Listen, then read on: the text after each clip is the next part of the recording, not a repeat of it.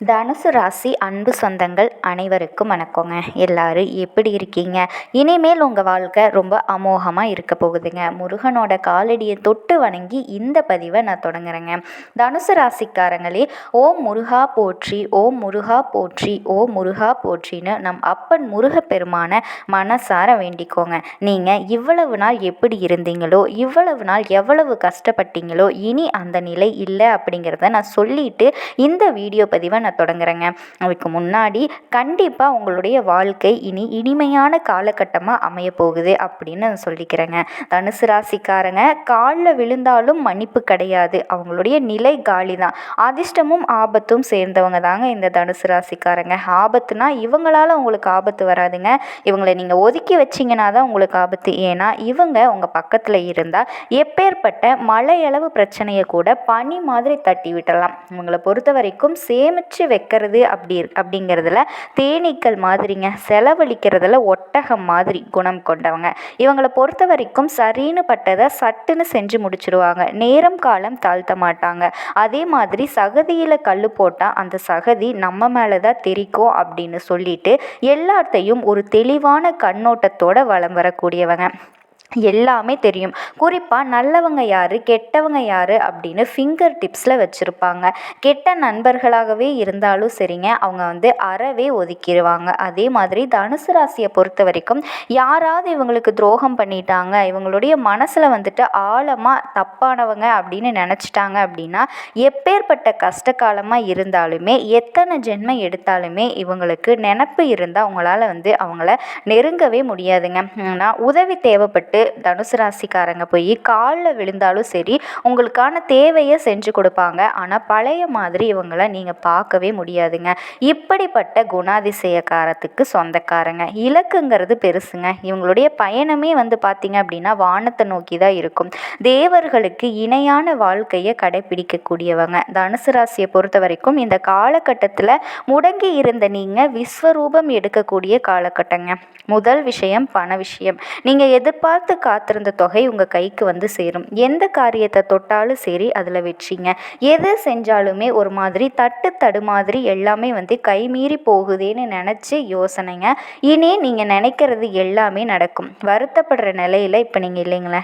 பிள்ளைகளால் கவலை, வீட்டில் ஏதாவது ஒரு செலவு, ஒரு மாதிரி நிலை தடுமாதிரி இருந்த உங்களுடைய நிலை இனி மேம்பட்டு நிற்க போகுதுங்க. அடிச்சாம்பார் அப்பாயின்மெண்ட் ஆர்டர் அப்படிங்கிற மாதிரி நீங்கள் நினச்சது எல்லாமே நடக்குங்க. கவலைகள் நீங்கும், செலவுகள் கட்டுக்குள்ளே வரும், மரியாதை கூடும். குறிப்பாக கண்டிப்பாக நினச்சது நடக்கிறது மட்டும் இல்லை, எதிர்பார்த்த பணம் வரும். வீடு வாங்குவீங்க, மனை வாங்குவீங்க, சமூகத்தில் பெரிய அந்தஸ்தில் இருப்பீங்க. கௌரவ பதவிகள் தேடி வரும், குழப்பங்கள் நீங்கும், அமைதி நிலவும். கிரகப்பிரவேசம், திருமணம், சீமந்தம், சுப நிகழ்ச்சிகள் நடக்குங்க. தம்பதிகளுக்கெல்லாம் குழந்தை பாக்கியம் உண்டாகும். பிள்ளைகள் வழியில், உறவுக்காரர்கள் வழியில் உங்களுடைய செல்வாக்கு உயரும். சாதனை படைக்கக்கூடிய காலகட்டம்னு சொல்லலாங்க. உயர்வாக நீங்கள் பேசப்படுவீங்க. உங்களுடைய திருமண வாழ்க்கை எல்லாமே பார்த்தீங்க அப்படின்னா இப்போது சந்தோஷத்தில் இருக்க போகுதுங்க. திருமண வயசில் இருக்கவங்களுக்கு நல்ல வரன் அமையும். பூர்வீக சொத்துக்களில் இருந்த பிரச்சனைகள் முடிவுக்கு வரும். சொந்த ஊரில் உங்கள் மதிப்பு மரியாதை கூடுங்க. தாயாருடைய உடல் ஆரோக்கியம் சீராகும். பழைய உறவுக்காரங்க இப்போ உங்களை தேடி பேசுவாங்க. அக்கம் பக்கம் இருக்கவங்க கிட்ட கொஞ்சம் அளவாக பேசி பழகுங்க. குடும்பத்தில் இருந்த பிரச்சனைகள் எல்லாமே சரியாகுதுங்க. நன்மைகள் தொடர்ந்து கிடைக்கும். குறிப்பாக தொலைபேசி மூலம் உங்களுக்கு நல்ல செய்திகள் சேருங்க. புதிய தொழில் தொடங்கணும் அப்படின்னு நினைக்கிறவங்களுக்கு இந்த காலகட்டம் ரொம்ப சூப்பராக இருக்குங்க. புதுசாக படிக்கணும்னு நினைக்கிறீங்களா? படிப்பில் ஆர்வம் அதிகரிக்குங்க. வேலை இல்லாதவங்களுக்கும் கை நிறைய சம்பளத்தோட நல்ல வேலை கிடைக்கும். தாய்மாமன் வழியில் உதவிகள் கிடைக்கும். வீடு கட்டி வேலை பாதியில் நிறுத்தி வச்சுருந்தீங்க அப்படின்னா இப்போ அந்த மீதி வேலையை செஞ்சு முடித்து பால் காய்ச்சி குடி போவீங்க. உங்களுடைய உடன்பிறப்புகள் வழியில் உங்களுக்கு இருந்து வந்த அந்த மனசங்கடங்கள் மாறுங்க. அது எல்லாமே பாச போராட்டமாக மாறப்போகுது. என்ன சொல்கிறது, அன்பால் அரவணைப்பால் சந்தோஷப்படுவீங்க. கடன் பிரச்சனைகள் தீரும். உங்களை பொறுத்த வரைக்கும் பர்சனலாக சொல்லணும் அப்படின்னா டென்ஷன் இருந்துச்சு, விரயம் இருந்துச்சு, ஏமாற்றம் இருந்துச்சு, மறைமுக எதிர்ப்புகள் இருந்துச்சு. இது எல்லாமே இப்போ சரியாக போகுதுங்க. இது எல்லாமே இப்போ உங்களை விட்டு விலக போகுது. பணத்தட்டுப்பாடு எல்லாமே மாறப்போகுதுங்க. உறவுக்காரங்க எல்லாம் சிலர் வந்துட்டு உங்ககிட்ட பணம் கேட்டு நச்சரிப்பாங்க. சொத்து சம்மந்தப்பட்ட வழக்குகள் உங்களுக்கு சாதகமான முடிவுகளை கொடுக்குங்க. சிலருடைய நயவஞ்ச செயல்பாடுகள் எல்லாமே இப்போ வந்து நினச்சி பார்ப்பீங்க. அதை வந்து சரி செஞ்சுக்க போகிறீங்க.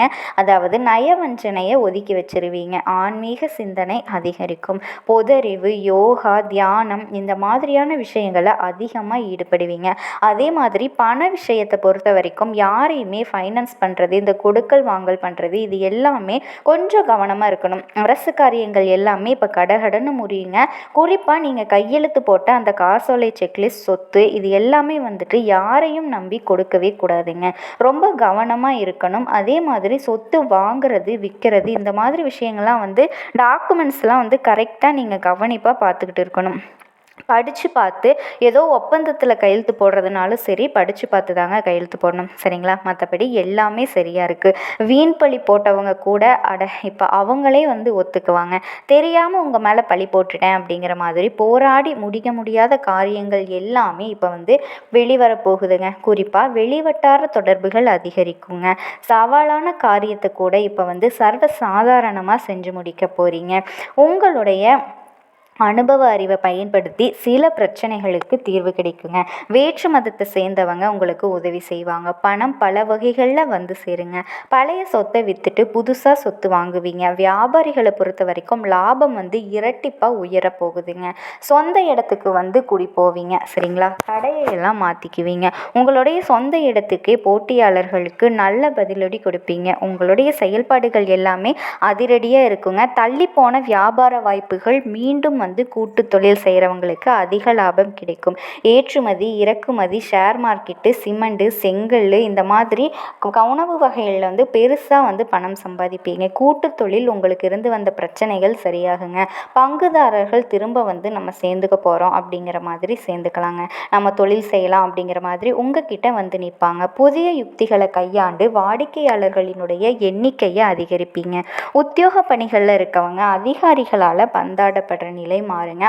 செல்வாக்கு உயரும். விரும்பிய இடத்திற்கு இடமாற்றம் கிடைக்கும். பண கஷ்டம் எல்லாமே மாறப்போகுது. திண்டாடிய நிலை இனி இல்லைங்க. புதிய சலுகைகள், சம்பள உயர்வு, மேலதிகாரிகள் கிட்ட இருந்து வந்த கருத்து மோதல்கள், இது எல்லாமே வந்துட்டு விலகி நட்பாக மாற்றிக்குவீங்க.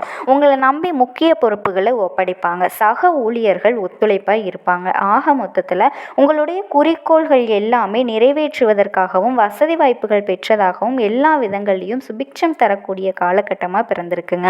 உங்களை பொறுத்த வரைக்கும் தனுசு ராசி, தனுசு லக்னம், தனுசுல இருக்கக்கூடிய 3 நட்சத்திரங்களுக்கு பரிகாரம் அப்படின்னு பார்த்தோன்னா சரபேஸ்வரரை போயிட்டு வணங்குறதுனால அவரோட சேர்த்து காது கேளாதவர்களுக்கும் வாய் பேச முடியாதவர்களுக்கும் அவங்களோட வாழ்வாதாரத்துக்கு உதவி செய்கிறது உங்களுக்குரிய சகல பிரச்சனைகளும் தீர்ந்து போகுங்க.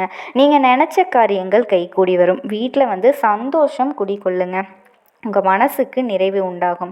கண்டிப்பாக இதுவரைக்கும் நீங்கள் கஷ்டப்பட்டுட்டு இருந்த எல்லா விஷயமுமே மாறப்போகுதுங்க. மூல நட்சத்திரக்காரங்களுக்கு லாபமோ லாபம்ங்க. இந்த காலகட்டம் முழுக்க கிடைக்க போகுது. உடல்நிலை சீராகுது. வேலையில் தோற்றவங்களுக்கு நல்ல வேலை அமையுங்க. வேலையில் இருக்கவங்களுக்கு பதவி உயர்வு கிடைக்கும். இடமாற்றம் கிடைக்குங்க. குடும்பத்தில் சந்தோஷம் உண்டாகும். அடக்கக்கூடிய ஆற்றல் உண்டாகும். சமூகத்தில் கௌரவம் அதிகரிக்கும். அந்தஸ்து அதிகரிக்கும். வீட்டில் சுப செலவுகள் கூடுங்க. சிலருக்கு பூர்வீக சொத்துக்கள்ல இருந்த பிரச்சனைகள் எல்லாமே விலகும். சனி பகவானினுடைய சஞ்சாரம் அப்படிங்கிறது உங்களுக்கு எல்லா விதமான செயல்பாடுகளையும் வெற்றியாக மாத்துறாருங்க. சமூகத்தில் செல்வாக்க உயர்த்தி பிடிக்கிறாரு. உடல்நிலையை மேம்படுத்தி கொடுக்குறாரு. தொழிலில் லாபத்தை அதிகரிக்கிறாரு. சிரமங்கள் யாவும் நீங்கும். நினைச்சதெல்லாம் நிறைவேறுங்க. புதிய ஒப்பந்தங்கள் கிடைக்கும். வருமானம் அதிகரிக்கும். இடம் வாங்குவீங்க, பூமி வாங்குவீங்க, வாகனம் வாங்குவீங்க. உங்களுடைய எண்ணங்கள் பூர்த்தியாகுதுங்க. கண்டிப்பாக நீங்கள் புதிய பொறுப்புகள் வந்து சேரும். கலைஞர்களுக்கெல்லாம் இந்த காலகட்டம் வந்து யோகமான காலகட்டம்னே சொல்லலாங்க. ராகு கேதுவோட சஞ்சாரம் அப்படிங்கிறது வெளிநாட்டு தொடர்பு அனுகூலமான பலனை கொடுக்கும். தொழிலில் முழு கவனம் செலுத்த வேண்டிய காலகட்டமாக இருக்குங்க. வேலைப்பளு அதிகரித்தாலும் அதுக்கேற்ற மாதிரி நீங்கள் தயாராக இருந்துக்கோங்க. தாய் வழி உறவுக்காரர்களுக்கும் உங்களுக்கும் இருந்து வந்த சங்கடங்கள் எல்லாமே விலகுதுங்க. வியாபாரத்தில் லாபம் அதிகரிக்குது. நீங்கள் நினச்ச மாதிரி உங்கள் வாழ்க்கையை ரொம்பவே அமோகமாக வாழக்கூடிய காலகட்டமாக இந்த காலகட்டம் வந்து உங்களுக்கு இருக்குதுங்க. காலபுருஷ சக்கரத்தில் 9வது ராசியாக வலம் வரக்கூடிய வில்லையும் அம்பையும் தனது ராசி சின்னங்களாக கொண்ட தனுசு ராசி அன்பு சொந்தங்களுக்கு வணக்கங்க. பொதுவாக தனுசு ராசிக்காரங்கன்னா யாருங்க? நினச்சதை சாதிக்கக்கூடியவங்க. எப்பேற்பட்ட சோதனைகள் வந்தாலும் சரி, எத்தனை பேர் எதிர்த்து நின்னாலும் சரி, முடியாதுடா நீ அவ்வளவுதான்டா அப்படின்னு சொன்னாலே சரி, முடியாத விஷயத்தை கூட முடிச்சு காட்டுறது தான் தனுஷோட பழக்கம். எதையுமே பாசிட்டிவாக திங்க் பண்ணுவீங்க. இதனாலேயே உங்கள் எல்லாருக்கும் பிடிச்சது உண்டு. வேலையும் எல்லாருக்கும் பிடிக்காம இருந்தால் கூட அதை நீங்கள் மாற்றிடுவீங்க. இதுவாகவும் இருக்கும். எப்படிடா இவன் மட்டும் எல்லாம் என்ன நடந்தாலும் சூப்பராக சமாளித்து நிற்கிறானே, லட்சமாக இவ்வளவு நஷ்டமாகி போச்சு, இவனோட நிலைமை நமக்கு இருந்தால் நம்ம அவ்வளோதான் தூக்கில் தொங்கி இருப்போம் போல். தப்பாக எடுத்துக்காதீங்க. அதாவது தன்னோட வாழ்க்கையை முடிச்சுக்கக்கூடிய கஷ்டங்களை கூட தனுசு அனுபவிச்சிருக்கோம். ஓகேவா? அப்போவும் இல்லைடா இதை விட்டுறக்கூடாது, ஒரு கை பார்க்கலாம் அப்படிங்கிற மாதிரி எந்திரிச்சு நடப்போடுவீங்க. இதுதான் தனுசு ராசி. அதெல்லாம் இருக்கட்டும்மா, இப்போ எதுக்கு இதெல்லாம் பேசிகிட்டு இருக்க? எங்களை பற்றி எங்களுக்கு தெரியாதா? நீ என்ன சொல்ல வர? அதுதாங்க இந்த பதிவே. உங்களுக்கு பிரம்மன் எழுதிய தலைவிதி என்ன? சாதகமான விஷயங்கள் எப்போ நடக்கும், பாதகமான விஷயங்கள் எப்போ நடக்கும், நீங்கள் செய்ய வேண்டிய வழிபாடு, பரிகாரம், நல்லது கெட்டது எல்லாத்தையும் தெரிஞ்சுக்கலாங்க. தனுசு ராசி நீங்கள் பார்த்தீங்கன்னா எதிர்காலத்தை பற்றி கவலைப்பட மாட்டீங்க. எதிர்காலத்தை நான் தான் தீர்மானிப்பேன் அப்படிங்கிற மாதிரி நடை போடக்கூடியவங்க, செயல்படுத்தக்கூடியவங்க, திட்டம் போடக்கூடியவங்க. கண்டிப்பாக மறுக்க மாட்டேங்க. இருந்தாலும் இப்படி நீங்கள் முன்னெச்சரிக்கையாக செயல்பட்டுமே கூட சில இடங்களில் தோல்வியை சந்திச்சிருக்கீங்க. நிறைய தோல்விகள், அதாவது 1000 வெற்றிகள் 1-2 சொற்பமாக இருக்கு இல்லையா? அந்த 1000 தோல்விகள்லேயுமே வெற்றி அடையக்கூடிய சூட்சமத்தை தான் இந்த பதிவில் நான் தரப்போகிறேங்க. உங்கள் ராசியை பொறுத்த வரைக்கும் பொதுப்படி நிறைய விஷயங்கள் தெரிஞ்சுக்க போறீங்க. சூட்சமங்கள் நிறைய இருக்குங்க. ஸ்கிப் பண்ணாம பாருங்க. குருவை அதிபதியாக கொண்ட தனுசு ராசி. உங்க ஸ்திரமும் சொல்லலாங்க, சரமும் சொல்லலாம், ரெண்டுமே கலந்த ராசி. இதனால உங்களை என்ன சொல்லுவோம்னா உபய ராசின்னு சொல்லுவோங்க. முதல்ல சரம்னா என்ன, ஸ்திரம்னா என்ன? சரம் அப்படின்னா வேகமாக செயல்படுறது. ஏன்னா இதெல்லாம் யோசிக்க மாட்டாங்க. அதே மாதிரி ஸ்திரம் அப்படின்னா நிலையானவங்க, பொறுமையாக செய்யலான்னு உக்காந்துட்டு இருப்பாங்க. ரெண்டுமே ஆபத்தான விஷயங்க. இது உபயராசி அப்படின்னா நமக்கு என்ன நடக்க போகுது? வேகமாகவும் செயல்படுவாங்க, விவேகமாகவும் செயல்படுவாங்க. ஸோ அதில் தான் நீங்கள் வர்றீங்க.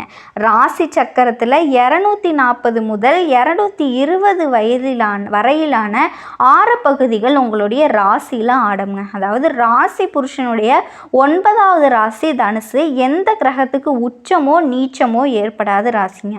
உங்களை பொறுத்த வரைக்கும் சூரியன், சந்திரன், செவ்வாய் இந்த 3 கிரகங்களுமே நட்பு வீடு.